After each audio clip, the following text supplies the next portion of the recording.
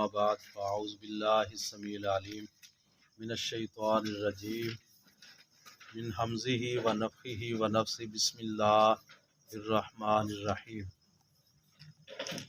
یا ایھا الذین آمنوا استعینوا بالصبر والصلاۃ ان اللہ مع الصابرین ولا تقولوا لمن یقتل فی سبیل اللہ اموات بل احیاء ولکن لا تشعرون یا ایھا الذین آمنوا اے ایمان والو استعینوا مدد طلب کرو بالصبر صبر کے ساتھ والصلاۃ اور نماز کے ساتھ صبر اور نماز کے ذریعے اللہ سے مدد طلب کرو ان اللہ بے شک اللہ تعالی مع الصابرین صبر کرنے والوں کے ساتھ ہے۔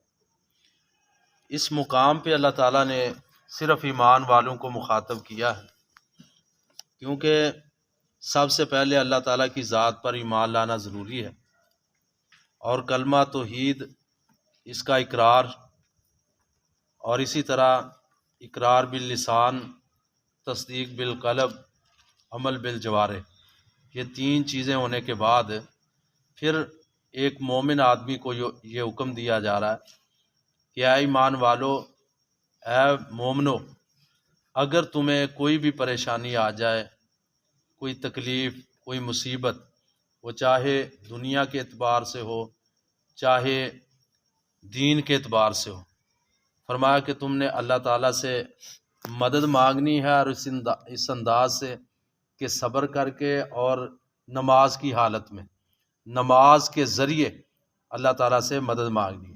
اے ایمان والو، مدد طلب کرو صبر کے ساتھ اور نماز کے ساتھ، بے شک اللہ تعالیٰ صبر کرنے والوں کے ساتھ ہے۔ نبی صلی اللہ علیہ وسلم، آپ صلی اللہ علیہ وسلم کو جب بھی کوئی بھی پریشانی، کوئی تکلیف یا دکھ آتا تو آپ بھی اپنے اللہ کی طرف رجوع کرتے، اس انداز میں کہ آپ صلی اللہ علیہ وسلم نفل و نوافل پڑھنا شروع کر دیتے، نوافل ان کی پابندی کرتے، بالخصوص 2 رکعت پڑھ کر آپ صلی اللہ علیہ وسلم اللہ تعالیٰ سے مدد مانگتے تھے۔ نماز ایک ایسا ہتھیار ہے مومن کا، کوئی بھی پریشانی، کوئی بھی انسان دکھ میں ہے، اگر وہ نماز پڑھنے کے بعد دعا کرتا ہے تو اللہ تعالیٰ اس کی دعا کو رد نہیں کرتے۔ ویسے عمومی طور پر حدیث پاک میں آتا ہے، جو فرض نماز کے بعد جو آدمی دعا کرتا ہے، اللہ تعالیٰ اس کی دعا کو رد نہیں کرتے۔ عام طور پر جو اختلاف ہے نا، وہ اجتماعی دعا کا اختلاف ہے۔ ویسے تو فرضوں کے بعد دعا کرنا، یہ آپ صلی اللہ علیہ وسلم نے خود فرمایا کہ قبولیت کی وہ گھڑی ہوتی ہے فرضی نماز کے بعد دعا کرنا۔ اختلاف تھوڑا سا صرف اجتماعیت پر ہے، اجتماعی دعا کرنا صحیح ہے یا نہیں، اس میں اختلاف ہے۔ بعض علماء بہت زیادہ اس میں سختی کرتے ہیں، بعض نرمی بھی کرتے ہیں۔ ہمارے جو مشائخ اور ہم نے جن سے علم حاصل کیا، وہ تو ہر نماز کے بعد بھی دعا کروا لیا کرتے تھے، اجتماعی دعا بھی، کیونکہ یہ دعا ایک عبادت کا مغز ہے، اس سے روحانیت آتی ہے، اللہ تعالیٰ راضی ہوتے ہیں جتنی انسان دعا زیادہ کرتا ہے۔ تو نماز اور صبر کے ساتھ مدد طلب کرنا، یہی مومن کی کامیابی ہے۔ صبر کس کو کہتے ہیں؟ نبی علیہ السلام نے فرمایا الصبر عند صدمۃ الاولیٰ، صبر کے صدمہ آیا ہے فوراً انسان صبر کر کے دکھائے تو وہ صبر ہے۔ یہ نہیں ہے کہ کوئی پریشانی آئی ہے سارا کچھ کار کرا کے آخر تے کہنا میرا تو صبر ہی ہے، یہ صبر نہیں۔ صبر وہ ہے کہ پریشانی آئی ہے فوراً انسان صبر کر کے دکھائے۔ کسی آدمی کی طرف سے پریشانی آئی، کسی دشمن یعنی کافروں کی طرف سے پریشانی آئی ہے، دین یا دنیاوی کوئی بھی پریشانی آئی ہے، اس پر صبر کرتا ہے تو اللہ تعالیٰ فرماتے ہیں میں صبر کرنے والوں کے ساتھ ہوں، اللہ اس کا ساتھ دیتے ہیں، اور یہ مومن کی نشانی ہے۔ آپ نے فرمایا عجبا لامر المومن، کہ مومن کا معاملہ بڑا تعجب والا ہے۔ ان اصابتہ السراء شکر فہو خیر اللہ، کہ جب مومن کو خوشی آتی ہے تو اللہ کا شکریہ ادا کرتا ہے، یہ اس کے لیے بہتر ہے مومن کے لیے۔ وَإِنْ أَصَابَتْهُ الضَّرَّاءُ صَبَرَ فَهُوَ خَيْرٌ لَهُ، اور جب مومن کو کوئی پریشانی آتی ہے، دکھ آتا ہے، تکلیف آتی ہے، تو وہ صبر کر کے دکھلاتا ہے۔ فرمایا پریشانی کے وقت اس کا صبر کرنا یہ بھی مومن کے لیے بہتر ہے، اور خوشی کے وقت اللہ کا شکریہ ادا کرنا یہ بھی مومن کی علامت ہے۔ اللہ آسمان پہ راضی ہوتے ہیں۔ تو انسان کی دو ہی حالتیں ہوتی ہیں، یا آرام و راحت والی، یا پھر پریشانی اور تکلیف والی حالت ہوتی ہے۔ یا انسان خوشحالی میں ہوتا ہے یا غمی میں ہوتا ہے، دو ہی انسان کی حالتیں ہیں، یا وہ خوشی میں یا غمی میں ہوتا ہے۔ فرمایا جو خوشی کے موقع پر میرا شکریہ ادا کرتا ہے تو وہ اس کے ایمان کی یہ نشانی ہے، مومن ہونے کی یہ علامت ہے، اور مصیبت کے وقت صبر کرتا ہے یہ بھی اس کے ایمان کی علامت ہے۔ تو اللہ تعالی ہم سب کو صبر کی ہی توفیق دے، جتنا بڑا بھی صدمہ ہو تو صبر کر کے دکھانا یہ سب سے بڑی بات ہے۔ ایمان والو، مدد طلب کرو صبر کے ساتھ اور نماز کے ساتھ، بے شک اللہ تعالیٰ صبر کرنے والوں کے ساتھ ہے۔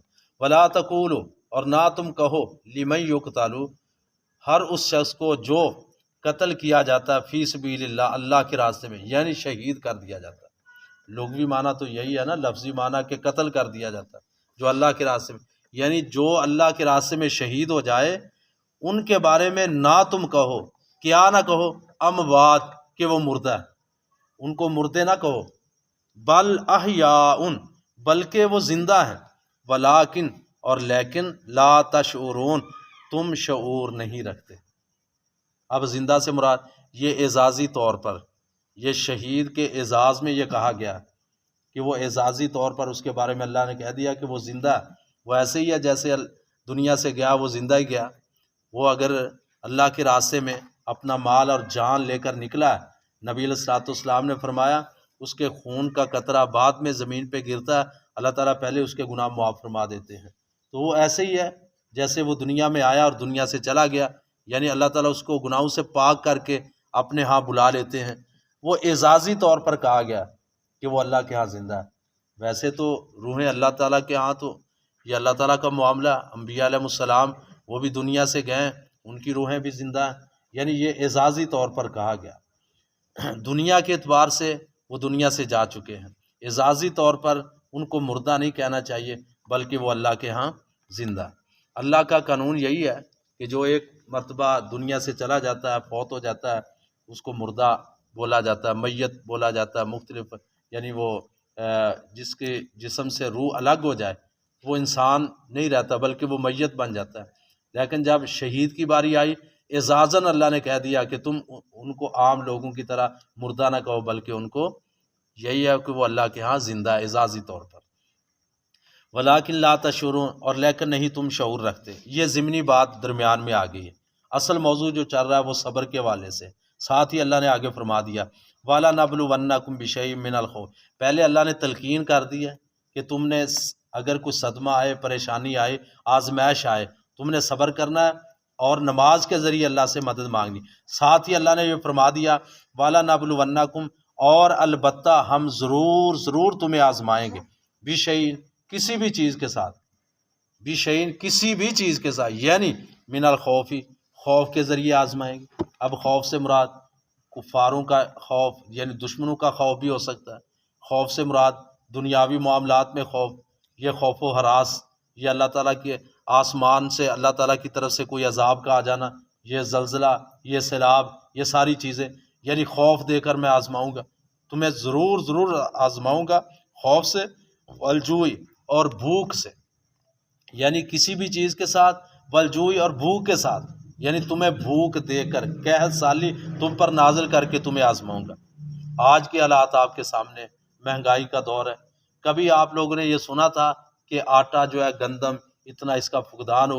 حالانکہ ہمارا ملک پاکستان اللہ کی رحمت ہے کہ یہاں فصلیں، یہ گندم سب سے زیادہ عام جو ہے نا، دنیا کے اعتبار سے سب سے زیادہ یہاں فصل ہوتی ہے الحمدللہ گندم کی۔ لیکن آج یہ قحط سالی کا سما بنا ہوا ہے۔ ایک غریب آدمی ہے، اس کے پاس ایک وقت کا آٹا موجود ہے، دوسرے وقت کا نہیں ہے، لائنوں میں لگ کر ذلیل ہو کر انسان آٹا لے رہے ہیں، یہ ایک ضلالت ہے۔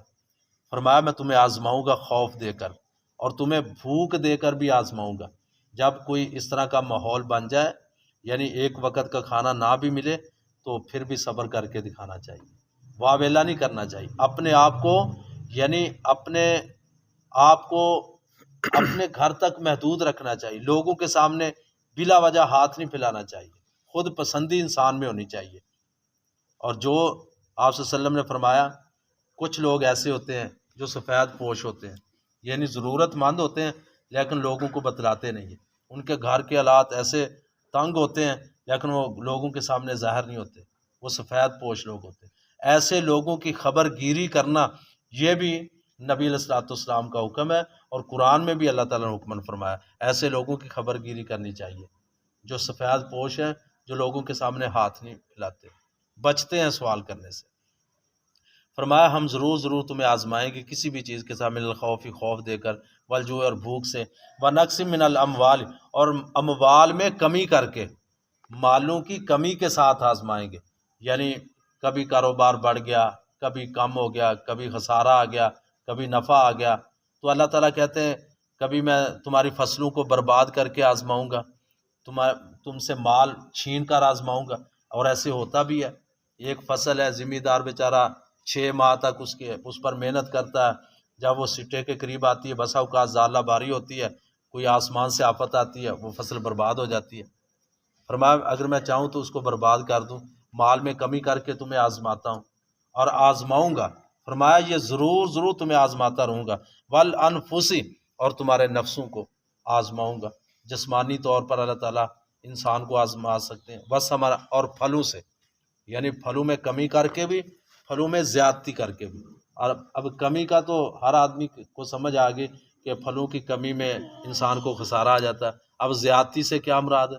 اللہ تعالیٰ بسا اوقات ایک انسان کو مال زیادہ دے کر نا آزماتا ہے، بسا اوقات انسان اپنی اوقات سے باہر ہو جاتا ہے، وہ اپنے آپ کو پتہ نہیں فرعونیت اس میں آ جاتی ہے، اللہ تعالیٰ مال زیادہ دیتا ہے، وہ کسی بندے کو بندہ نہیں سمجھتا۔ یعنی اللہ کہتے ہیں میں مال میں زیادتی کر کے اور کمی کر کے دونوں طرح انسان کو آزماتا ہوں۔ زیادتی کر کے کہ اب کتنا کہ میرا شکریہ ادا کرتا ہے، کمی کر کے کہ اب کتنا کہ میرے سامنے صبر کر کے دکھاتا ہے۔ دونوں طریقے سے اللہ تعالیٰ انسان کو بسا اوقات آزماتے ہیں۔ آپ دیکھتے ہیں کہ ایک آدمی تلک الایام نداولها بین الناس، بعض اوقات اس کی زندگی کے لمحات بڑے خوشحال ہوتے ہیں اور آنن فانن اس کے حالات بدل جاتے ہیں، تنگی میں چلے جاتے ہیں، قید سالی میں چلے جاتے ہیں، غربت میں چلے جاتے ہیں، اچھے بھلے امیر ہوتے ہیں اچانک غریبی میں چلے جاتے ہیں، اور اچھے بھلے غریب ہوتے ہیں یعنی بہت زیادہ غربت میں، اللہ تعالیٰ دنوں میں ان کے حالات بدل دیتے ہیں۔ یہ ہے تلک الایام نداولها بین الناس۔ تو انسان کو ہر وقت اللہ تعالیٰ کو یاد رکھنا چاہیے، تکبر اور فخر سے بچنا چاہیے۔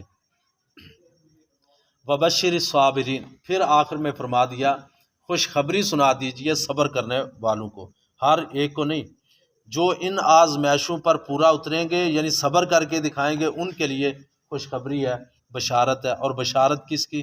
یعنی جنت کی۔ اچھا وہ کون ہے صبر کرنے والے؟ ان کی کچھ علامتیں اللہ تعالیٰ نے آگے بتلائیں۔ اللہ زینہ، یہ وبشر الصابرین کی آگے مزید وضاحت ہو رہی ہے۔ اللہ زینہ وہ صبر کرنے والے، اذا اصابتہم مصیبہ، کہ جب پہنچتی ہے ان کو کوئی بھی مصیبت، مصیبہ یہ تا کے اوپر تنوین آئی ہے، کوئی بھی مصیبت اس پر پہنچتی ہے، قالو تو وہ کہتے ہیں انا للہ، بے شک ہم اللہ کے لیے ہیں، وَإِنَّا إِلَيْهِ راجعون، اور بے شک ہم اسی اللہ کی طرف لوٹنے والے ہیں۔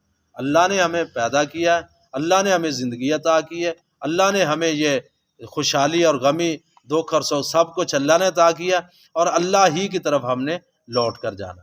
انسان کو کوئی بھی پریشانی آئے تو اس موقع پر انا للہ و انا الیہ راجعون پڑھنے چاہیے۔ حتیٰ کہ اگر کسی آدمی کی کوئی چیز گم ہو گئی ہے نا، وہ مل نہیں رہی، پریشان ہے، اس حالت میں بھی وہ یہ وظیفہ کرے گا نا، انا للہ و انا الیہ راجعون، کہ جو چیز گم ہوئی ہے ہم بھی اللہ کے لیے، وہ بھی اللہ کے لیے، تو اللہ تعالیٰ اس میں آسانی فرما دیتے ہیں، وہ معاملات اللہ تعالیٰ درست فرما دیتے ہیں۔ تو ایسے موقع پر کثرت کے ساتھ جب کوئی چیز کسی کی گم ہو گئی ہے یا پریشانی آئی ہے، کوئی بھی دکھ آیا، اس موقع پر یہ الفاظ کہنے سے انسان کو تسلی ہو جاتی ہے، انا للہ و انا الیہ۔ فرمایا یہ صبر کرنے والوں کی علامت ہے۔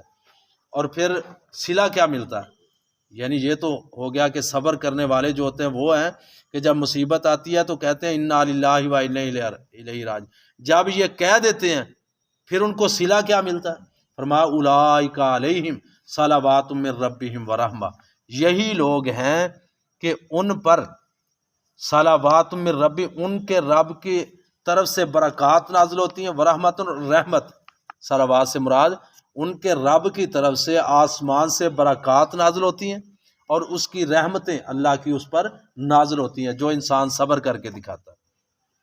وَأُولَٰئِکَ، یہی لوگ ہیں ہم المہتدون، ہدایت پانے والے، یعنی جو صبر کر کے دکھاتے ہیں اور اللہ کو راضی کرنے کے لیے صبر کرتے ہیں، تو ایسے لوگ جو ہیں وہ اللہ کے ہاں پسندیدہ بھی ہیں اور ہدایت یافتہ ہیں۔ اللہ تعالیٰ میں توفیق عطا فرمائے۔ آمین۔